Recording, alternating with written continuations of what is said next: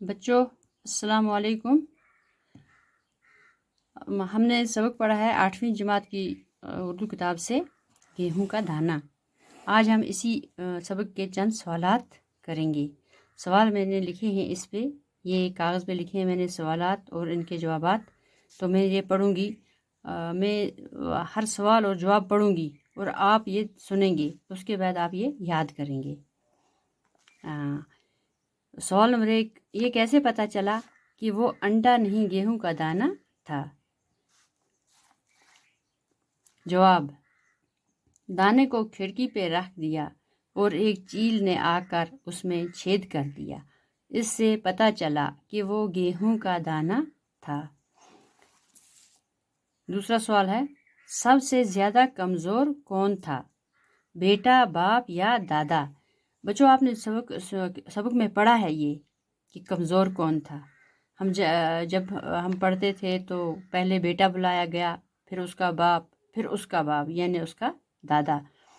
تو اس لیے پہلا جو آیا بیٹا حد سے زیادہ کمزور تھا، کیونکہ وہ 2 لاٹھیوں کے سہارے چلتا تھا۔ اس کا جواب ہے سب سے زیادہ کمزور بیٹا تھا۔ اس کے بعد سوال ہے، بڑے دادا نے اس دانے کو کیوں پہچان لیا؟ بڑے دادا نے کیوں پہچان لیا؟ آپ جانتے ہیں، کیونکہ وہ اسی کے زمانے کا گیہوں کا دانہ تھا۔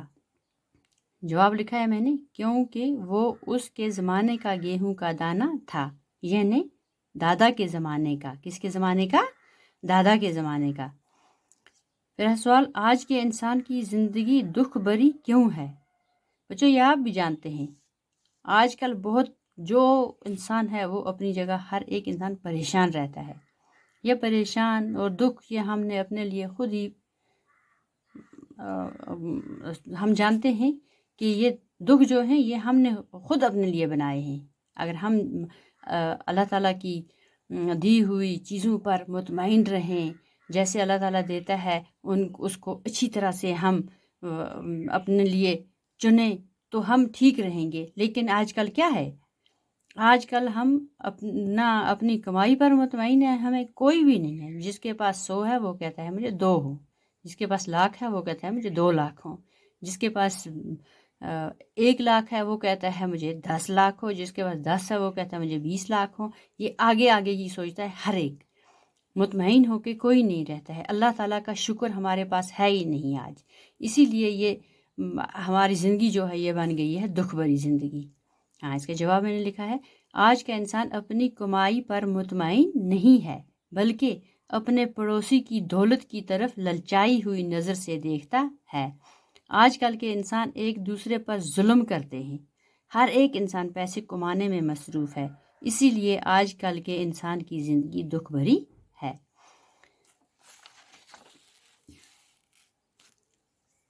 پھر سوال آیا، گیہوں ہمارے لیے کیوں ضروری ہے؟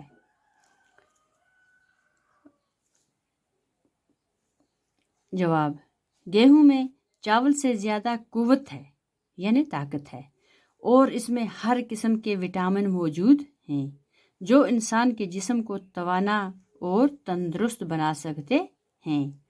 یعنی انسان جو ہے یہ گیہوں کھانے سے زیادہ طاقتور ہو سکتا ہے بنسبت چاول کھانے سے۔ چاول میں اتنی طاقت نہیں ہوتی ہے جتنی طاقت گیہوں میں ہوتی ہے۔ اس کے بعد سوال ہے،